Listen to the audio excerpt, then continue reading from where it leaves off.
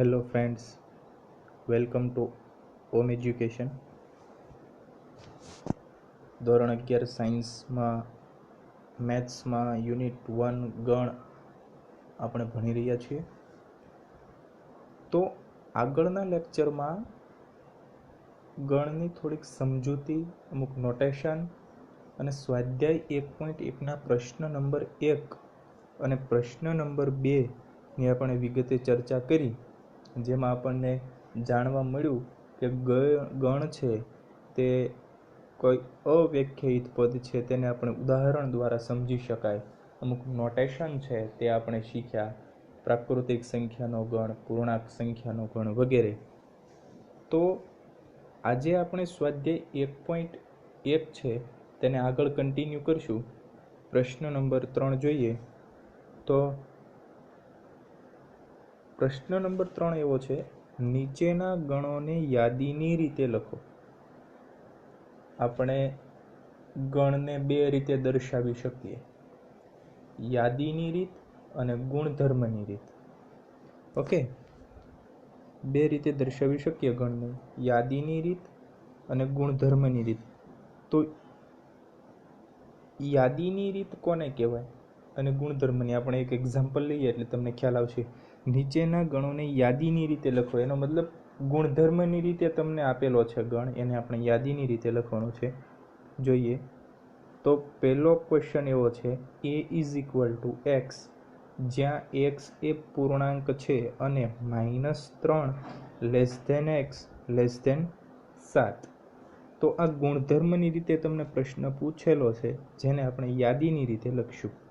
તો આવું ફોર્મ હોય એક્સ વાળું તો તેને આપણે ગુણધર્મની રીત કહીશું. અને વંચાય એમ a is equal to x, જ્યાં એક્સ એ પૂર્ણાંક છે અને -3 less than x less than 7.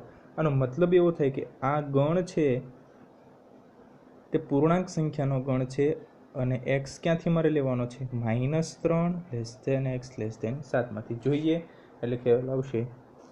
એનો જવાબ હું કંઈક આ રીતે લખી શકું. આ જવાબ છે, તો આ જવાબ છે તે યાદીની રીતે ગણને લખેલો છે. આ છે તે જ ગણ આ છે, પણ આ છે તે ગુણધર્મની રીતે લખેલો છે, આ છે તે યાદીની રીતે. તો આ ગણ માત્ર એટલો જ છે, એક્સ છે. ગણ કેવો છે? એક્સ જ છે, પણ એક્સ છે એ ક્યાંથી લેવાનો છે? પૂર્ણાંક સંખ્યા હોવો જોઈએ એક તો, અને -3 અને 7ની વચ્ચે હોવો જોઈએ. બરોબર? તો પૂર્ણાંક સંખ્યાઓ આપણે જાણીએ છીએ. પૂર્ણાંક સંખ્યાનો ગણ આગળ મેં ચિહ્નમાં કીધું હતું કે ખાલી પૂર્ણાંક સંખ્યાનો ગણ લખેલું છે, તમારે યાદ રાખવાનું છે. પૂર્ણાંક સંખ્યામાં કઈ કઈ સંખ્યા આવશે? માઇનસ વાળી બધી જ, 0 અને પ્લસ વાળી બધી જ કિંમત આવશે. તો એક્સ છે -3 અને 7ની વચ્ચેની તમામ પૂર્ણાંક સંખ્યા લેવાની છે, તો મને યાદીની રીતે ગણ મળી શકે. ખ્યાલ આવે? તો -3 અને 7ની વચ્ચે કઈ આવશે? -2 આવશે, -1 આવે, 0 આવે, 1 આવે, 2, 3, 4, 5 અને 6. તો આ મને યાદીની રીતે ગણ છે તે મળી ગયો. તો આ ગુણધર્મની રીતે તમને આપેલો છે અને આપણે યાદીની રીતે લખ્યો. આગળ એવા પણ પ્રશ્નો આવશે કે તમને યાદીની રીતે આપેલું છે અને ગુણધર્મની રીતે તમારે લખવાનું છે. તો આ પહેલો પ્રશ્ન થયો. બીજો પ્રશ્ન છે, એક વખત આવડી જાય એટલે વાંધો નહીં આવે. બીજો પ્રશ્ન છે: B is equal to x, જ્યાં એક્સ એ 6 કરતાં નાની પ્રાકૃતિક સંખ્યા છે. ગુણધર્મની રીતે આપેલો છે, તમારે યાદીની રીતે લખવાનો છે. 6 કરતાં નાની પ્રાકૃતિક સંખ્યા. પ્રાકૃતિક સંખ્યાનો ગણ મેં કીધું હતું, કઈ કઈ સંખ્યા આવશે? 1, 2, 3 થી શરૂ થાય એટલે બધી જ પોઝિટિવ સંખ્યાઓ ઇન્ફિનિટી સુધી. તો 6 કરતાં નાની તમામ, 6 કરતાં નાની કઈ કઈ આવશે?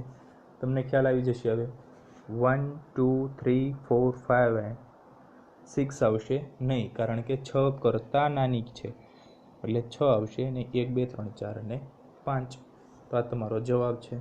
કંઈ જ કરવાનું નથી, માત્ર ને માત્ર તમારા સ્ટેટમેન્ટ વ્યવસ્થિત વાંચવાનું, સમજવાનું અને લખવાનું છે. 6 ભૂલથી પણ લખતા નહીં, કારણ કે 6 કરતાં નાની કીધી છે એટલે 6 આવશે નહીં. પ્રશ્ન નંબર 3, સી બરાબર એક્સ, જ્યાં એક્સ એ જેના અંકોનો સરવાળો 8 થતો હોય તેવી 2 અંકોની સંખ્યા છે. 2 અંકોની સંખ્યા. પહેલાં તો પ્રશ્ન વ્યવસ્થિત સમજજો. અંકોનો સરવાળો 8 થવો જોઈએ તેવી 2 અંકોની સંખ્યા. 2 અંકોની સંખ્યા કઈ કઈ આવશે પહેલાં તો તે તમને ખ્યાલ હોવો જોઈએ. 2 અંકો 10થી શરૂ કરીને 99 સુધી 2 અંકો આવે. 10 એટલે 10, 11 એટલે 11, 12 એટલે 12, 2 અંક આવશે. 99 સુધી 2 અંક આવશે. તો હવે બંને અંકોનો સરવાળો જે 8 થતો હોય તેવા અંકો મારે લખવાના છે ગણમાં. તો કયા કયા આવશે જુઓ.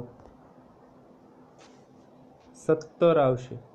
1 + 7 એટલે 8 થઈ જશે. 17 આવે તો પછી પાછળ લખી નાખવાનું 71, એનું ઊંધું કરી નાખવાનું, કારણ કે 1 + 7 8 થાય તો 7 + 1 પણ 8 થશે. બીજું આવશે 26. 2 ને 6 8, તો પાછળ બીજું આવશે 62, 6 + 2. ત્રીજું આવશે 53. 5 ને 3 8, તો બીજું કયું આવશે 35, 3 ને 5 8. બીજું આવશે 44. 44 4 + 4 8. હવાનું ઊંધું કરો તો પણ 44 જ થાય. અને ગણનો નિયમ છે એક ગણમાં એક સભ્ય એક જ વખત આવવો જોઈએ, બીજી વખત 44 આવી શકે નહીં, એને ગણતરીમાં લેવામાં આવે નહીં, માટે 44 એક વખત જ આવશે. અને બીજો આવશે 80. 8 + 0 એટલે 8.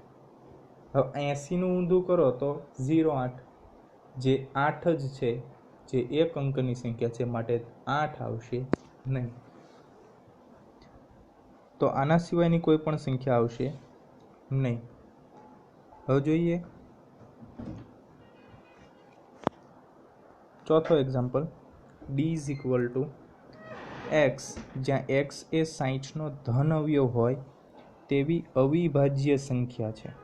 પ્રશ્ન ધ્યાનથી સમજજો. ગુણધર્મની રીતે પ્રશ્ન આપેલો છે, યાદીની રીતે લખવાનો છે. એવો x મારે લેવાનો છે કે 60નો ધન અવયવ હોય તેવી અને અવિભાજ્ય હોય તેવી સંખ્યા લેવાની છે, બરોબર. તો પહેલાં તમને 60ના ધન અવયવની ખબર હોવી જોઈએ કે 60નો ધન અવયવ કયા થાય, પછી તેમાંથી આપણે અવિભાજ્ય સંખ્યા છે તે લઈ શકીએ. તો પહેલાં આપણે ધન અવયવ મેળવીએ. તો આ સમજણ માટે મેં અહીંયા લખ્યું છે 6 ગુણાકારની અંદર 10, 10 × 6 = 60 થશે. તો 6 અને 10 છે એ 60નો ધન અવયવ થયો, બરોબર. તો આ બધા જ ધન અવયવ છે. આ માત્ર સમજૂતી માટે મેં લખ્યું છે.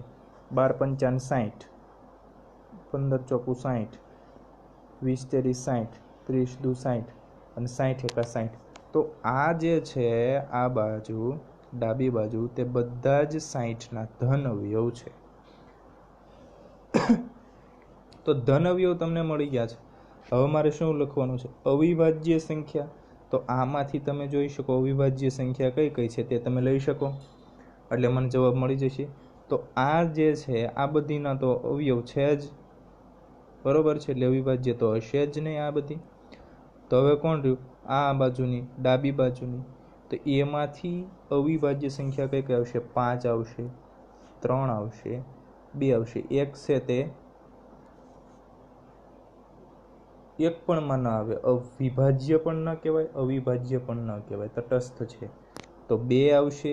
અવિભાજ્ય સંખ્યા એટલે કઈ સંખ્યા કહેવાય? જેના ભાગ કરી શકાય નહીં. અપૂર્ણાંક સંખ્યામાં જવાબ આવે, તેના ભાગ કરો તો, એટલે તેને અવિભાજ્ય સંખ્યા કહેવાય. અવિભાજ્ય સંખ્યા અને અયુગ્મ સંખ્યામાં તફાવત છે, એટલે ભેગું ના થઈ જાય, ધ્યાન રાખજો. અવિભાજ્ય સંખ્યા એટલે તેનો ભાગ થઈ શકે નહીં. તો 5, 3 અને 2 છે તે આના જવાબમાં આવશે. જવાબ કયો આવશે? 2, 3 અને 5. પ્રશ્ન સમજવાનો અને જવાબ લખવાનો. પાંચમો પ્રશ્ન એવું છે, E = ત્રિગોણોમેટ્રી શબ્દના મૂળાક્ષરોનો ગણ. આ તો સાવ સિમ્પલ છે. ત્રિગોણોમેટ્રી શબ્દના મૂળાક્ષરોનો ગણ. તો અહીંયા મને મૂળાક્ષરો કયા કયા આપ્યા છે? આને છૂટું પાડ્યું એટલે TRIGONOME મૂળાક્ષર આપેલા છે. હવે આને મારે ગણમાં લખવાના છે. ગણમાં કઈ રીતે લખાય? છગડીયા કૌંસમાં લખવાના. પણ ધ્યાન તે રાખવાનું છે કે ગણમાં એકનો એક શબ્દ રિપીટ થઈ શકે નહીં. એક શબ્દ માત્ર એક જ વખત આવવો જોઈએ. તો આ ગણ સ્વરૂપે મેં લખ્યા. જો ટી છે 2 વખત છે અહીંયા અને અહીંયા, તો એક જ વખત લખવાનો છે. આર છે 2 વખત છે અહીંયા અને અહીંયા, તો આર એક વખત જ લખવાનો છે.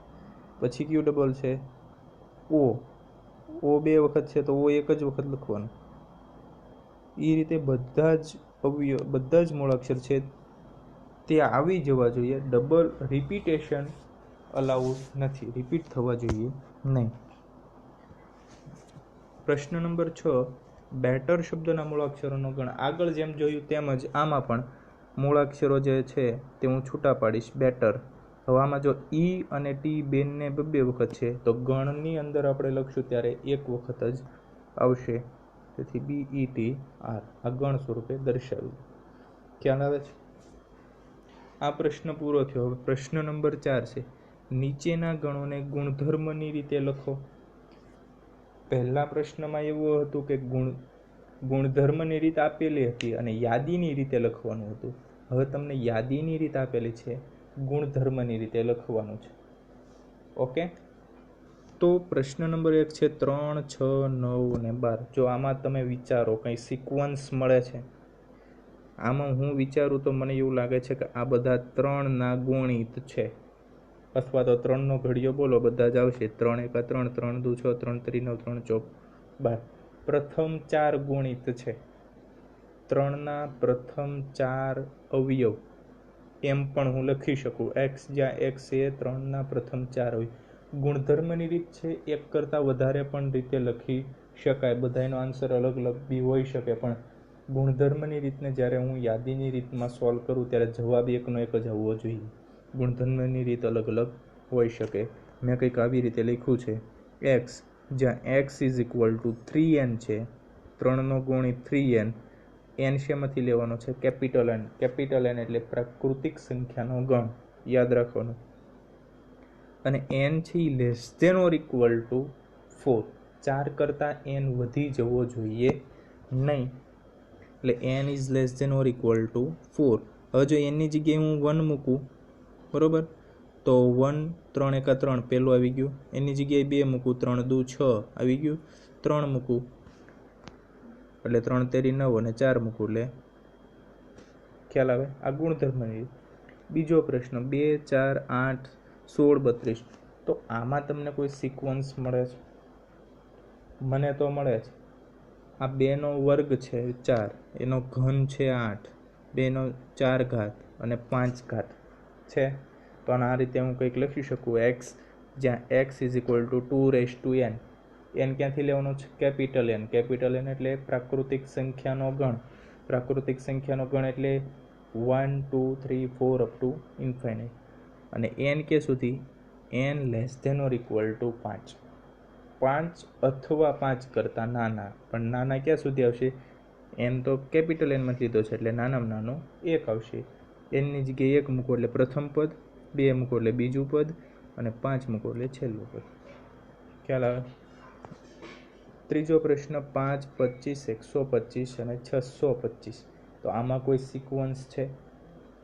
આગળના જ દાખલામાં જોયું 2નો વર્ગ 2નો ઘન 2ની 4 ઘાત હતું. તો આ 5નો વર્ગ 5નો ઘન 5ની 4 ઘાત એવું મને દેખાય. તો આને હું આ રીતે લખીશ. x = 5n where n belongs to capital N. તો ખ્યાલ આવી જવો જોઈએ કેપિટલ N એટલે શું? n < > 4. 4 છે એટલે 4 સુધી. ઓકે. ચોથું છે 2, 4, 6 up to infinite. આમાં કોઈ સિક્વન્સ તમને જોવા મળે છે? મને જોવા મળે છે. યુગ્મ પ્રાકૃતિક સંખ્યા છે બધી. જો યુગ્મ એટલે બેકી સંખ્યા છે. તો આનો જવાબ ગુણધર્મની રીતે હું આ કંઈક લખી શકું આ રીતે. x જ્યાં x એ યુગ્મ પ્રાકૃતિક સંખ્યાનો ગણ છે. યુગ્મ પ્રાકૃતિક સંખ્યા ખબર પડી ગઈ? પ્રાકૃતિક એટલે n અને યુગ્મ એટલે બેકી સંખ્યા જ લેવાની છે. આવી ગયો. પાંચમું છે 1, 4, 9 અને 100 સુધી જવાનું છે. આમાં કોઈ સિક્વન્સ તમને જોવા મળે છે? મને જોવા મળે છે. જો 1નો વર્ગ 1 થશે, 2નો વર્ગ 4 થશે, 3નો વર્ગ 9 થશે, અપ ટુ 10નો વર્ગ 100 થશે. તો આનું ગુણધર્મની રીતે આ રીતે લખી શકું એક્સ, જ્યાં x is equal to n square, બરાબર, એન સ્ક્વેર, પણ એન ક્યાંથી લેવાનો છે? કેપિટલ એનમાંથી, અને ક્યાં સુધી? Less than or equal to 10. 10નો વર્ગ 100 થશે છેલ્લે. ઓકે.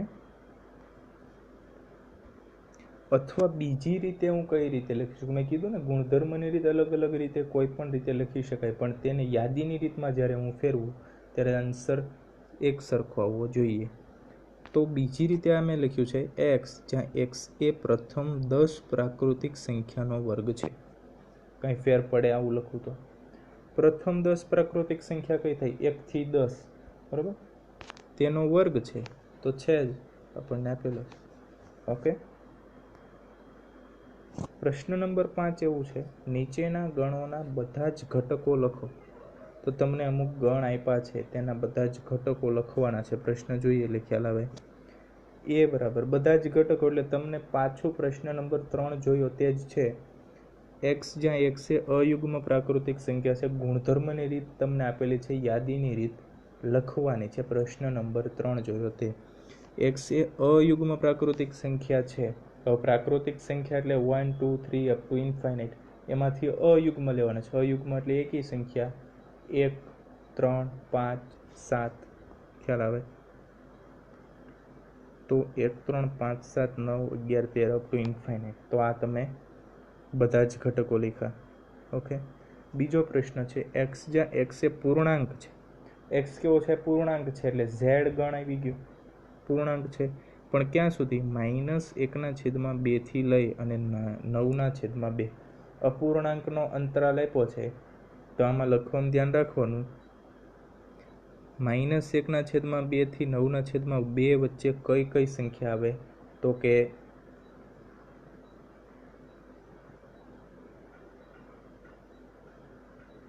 સોરી, અહીંયા ભૂલ છે, -1 નહીં આવે,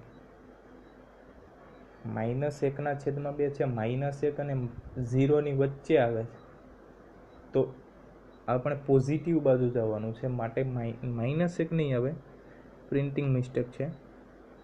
તો 0 થી લઈ અને 4 સુધી આવશે. 9/2 એટલે 4.5 થાય, તો 4.5 થી વટવાનું નથી, તો 4, કારણ કે પૂર્ણાંક સંખ્યા લેવાની છે એટલે અપૂર્ણાંક તો આવશે નહીં, માટે 4 સુધી જવાનું છે. 0 1 2 3 અને 4. પ્રશ્ન નંબર 3 સી બરાબર, એક્સ, જ્યાં એક્સ એ પૂર્ણાંક છે.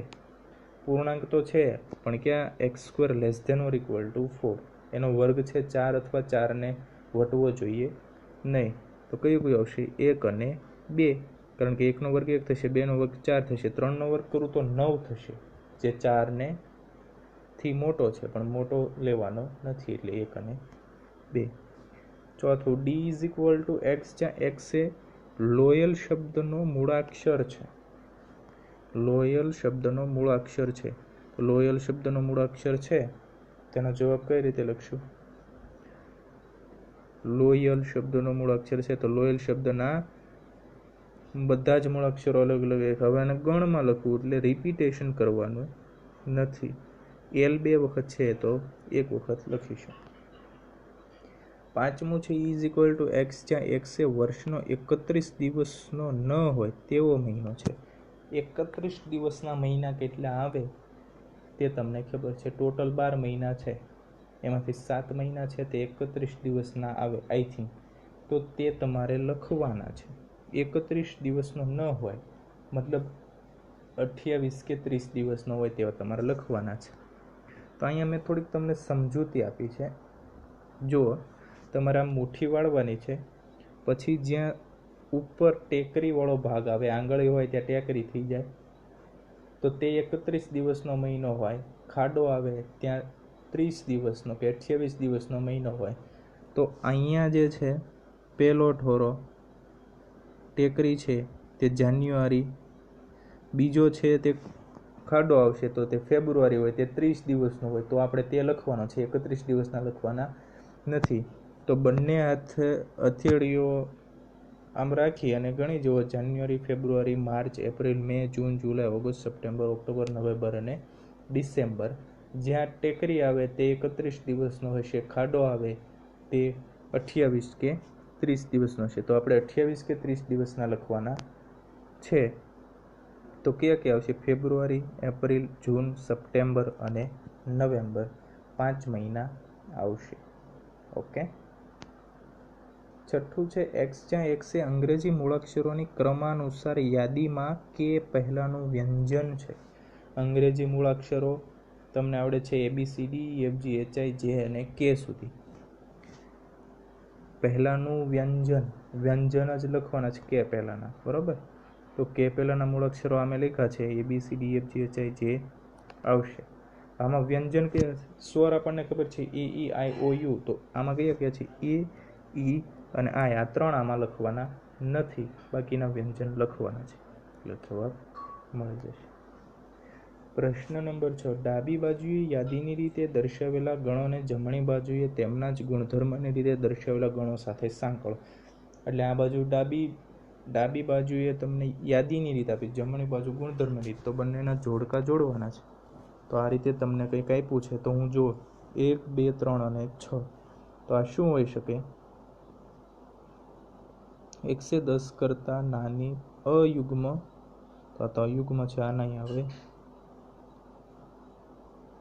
એક્સ એ પ્રાકૃતિક સંખ્યા છે, 6નો અવયવ છે. જો આ બધા 6ના અવયવ છે, 1, 2, 3 અને 6, તો પહેલું છે તે C સાથે જોડાશે, બીજું છે 2, 3, તો આ આવશે. એક્સ એ અવિભાજ્ય સંખ્યા છે અને 6નો અવયવ છે. આ 6નો અવયવ છે, 2 અને 3 બંને 6ના અવયવ અને બંને અવિભાજ્ય છે, એટલે આ આની સાથે આવશે. પછી આ તો મેથેમેટિક્સ છે, તેને આ યાદીની રીતે અને આ ગુણધર્મની રીતે આની સાથે આવશે. બાકી કોણ થયું? 10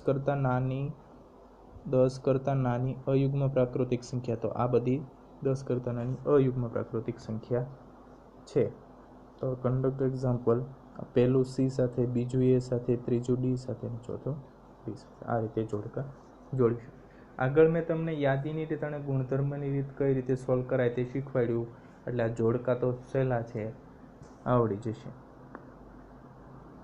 થેન્ક યુ. તો અહીંયા સુધી રાખીએ. અહીંયા સ્વાધ્યાય 1.1 છે પૂર્ણ થાય છે. આગળ આપણે સ્વાધ્યાય 1.2 જોઈશું. તો આજે એટલું રાખીએ. Thank you for watching video.